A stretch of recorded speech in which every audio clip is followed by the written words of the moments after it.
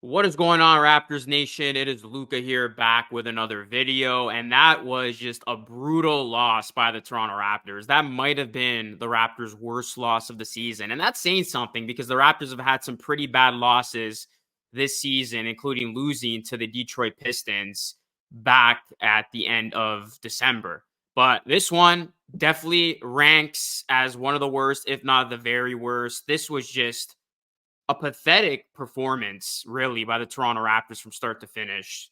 They could not get anything going. San Antonio controlled the game, and really, they just dominated the Raptors. The Raptors look like they wanted no part of this, and it is concerning because, yes, I know the Raptors are rebuilding. Yes, I know they're not expected to be good, but they just got absolutely blown out on their home floor by a San Antonio Spurs team that came in with 43 losses and on a 7-game losing streak. Not a good look at all. I'm going to talk about it, guys. Do me a solid. Hit a like on the video. And also, please subscribe to the channel for more Raptors content just like this. There's just a lot to talk about in terms of this one. You know, a lot of the bad that we saw from the Raptors stemming throughout this team. But before we get to the Raptors side of things, I got to start this post-game video by talking about Victor Wembanyama. This dude is unbelievable. You forget he's a rookie, and when you see him play, it's like he does something new every single time. Wembanyama, get ready for the stat line, guys. One of the craziest stat lines you will ever see, not only from just a rookie, but from a player, period. 27 points, 14 rebounds, 10 blocks. Victor Wembanyama had a triple-double on block shots, had 5 assists, 2 steals, and he did it all in 29 minutes of action. He was a plus 20. Just wait until this guy no longer has minutes restriction. I mean, he's generational. He is going to be something so special. It's crazy to think how great Wemby can become. And we literally saw his greatness firsthand here as he absolutely cooked the Toronto Raptors. I mean, he was doing it all. He was just producing, feeding his teammates the ball, getting boards at will, scoring the basketball, and just blocking shots. I really don't understand how the Raptors kept trying to go at him inside, particularly Jakob Poeltl, who he blocked 4 times, and then Scotty got blocked, I think, 3 or 4 times himself. I mean, how many times did Wembanyama have to impose his will inside by blocking these shots for the Raptors to realize maybe it's not a good idea to go after this guy with his wingspan? I mean, it was like, you know, seeing a kid get blocked on the playground with how easy he made these blocks look. Just absolutely toying with the Raptors. And he had a smile on his face after he blocked Barnes twice in one sequence. Victor Wembanyama absolutely crushed the Raptors. This was a dominating performance by him. And boy, oh boy, is he ever going to become a scary player in this league.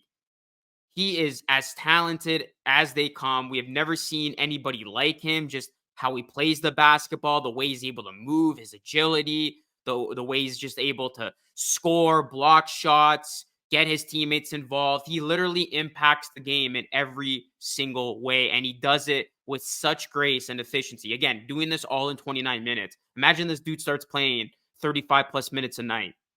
Who knows the type of numbers he can average, but he deserves his praise here. He deserves his flowers because he had his team looking superior to the Toronto Raptors. And again, that is saying something because the Spurs have the 3rd worst record in the NBA. And this is a team that has done a lot of losing despite Wembanyama's excellence.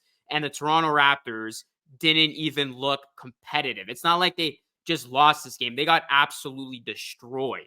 It was an embarrassment to see. And there's no excuses for the Raptors in this one. You know, Darko called out the team post-game, but there's no reason why the Raptors should have gotten beaten down like this. None. I mean, this is a team that should have looked a lot better and put forth a much more compelling fight, but they simply laid an egg, and it was just embarrassing to watch as fans. You look at the Raptors, the only bright spot for the Raptors in this one, guys, Grady Dick. He had 18 points. He was perfect in the first quarter with 10 points on 4 of 4 shooting, 2 of 2 from 3. Finished with 18 points on 7 of 10 shooting, 4 of 5 from 3. I think it's time to start Grady Dick. Gary Trent Jr. is way too inconsistent.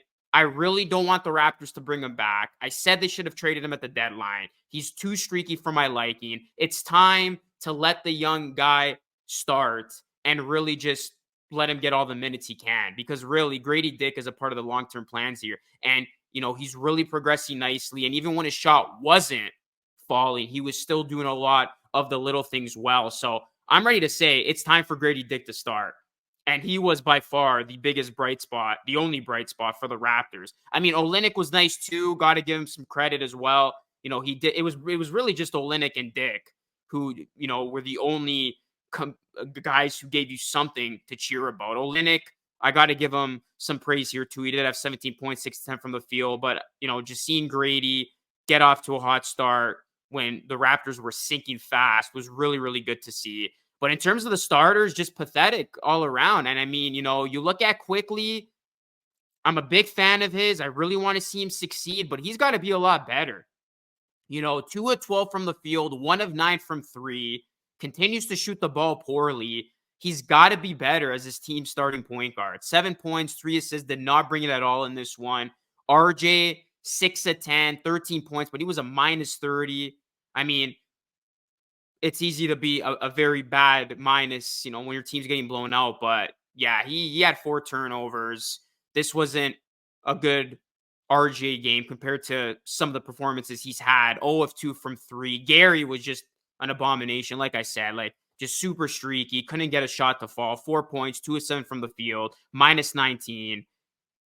Again, just very, very up and down. You never know what you're going to get from Gary. He had a miss at the basket that was pretty brutal. Jakob Poeltl, 12 points, 6 rebounds. Remember, this was the guy the Raptors traded for last season when they should have been tanking for the generational draft that was 2023. And now, as a result of that trade, the Raptors 2024 pick is tied up as well.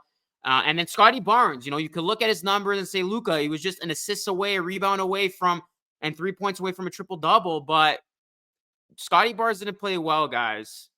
7 points, 3 of 15 from the field, 1 of 3 from 3. His body language was terrible. I mean, Scotty Barnes left the bench early, and it's going to be interesting to see how the Raptors handle this, because remember, the Raptors actually benched and suspended Siakam for one game when he did something similar in 2020 when he left the bench early while there was still some time left on the clock, and they did that to discipline him. It's going to be interesting to see if the Raptors do that with Barnes here. But, in a game like this, we got Wembanyama coming at you. You're at home. You're getting your butt kicked by a team that's supposed to be far worse than you on paper.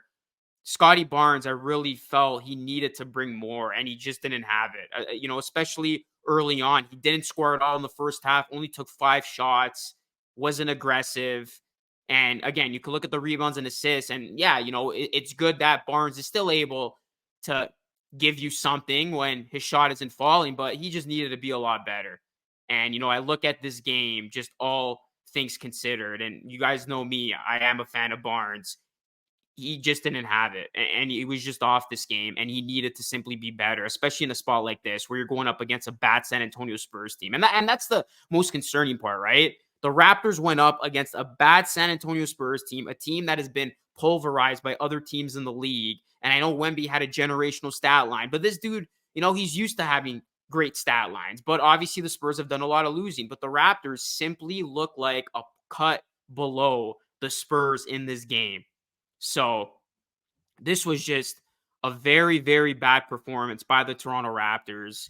As, the Raptors turning the ball over a ton, 19 turnovers, very sloppy, didn't lead at all. Spurs led by as many as 31, shot 39% from the field, 25% from 3. The Spurs got more assists than the Raptors, and this was just as one-sided of a game that we have seen all season. Again, by a team that came in 10-43. Man, this was not good at all, guys. And, the Toronto Raptors now, they have one game before the All-Star break against Pascal Siakam and the Indiana Pacers, who are coming to town. This is now 2 back-to-back brutal losses. The Raptors got to show something in this final game going into the break because, they cannot afford to once again lay an egg going into that week-long break. So we'll see how the Raptors respond out of this, but not a good performance whatsoever. Let me know your thoughts on this, guys. Leave a comment down below. Drop a like on the video. Subscribe to the channel if you are new. That is it for me. It's Lucas signing off. Thank you so much for watching. Until next time, stay safe.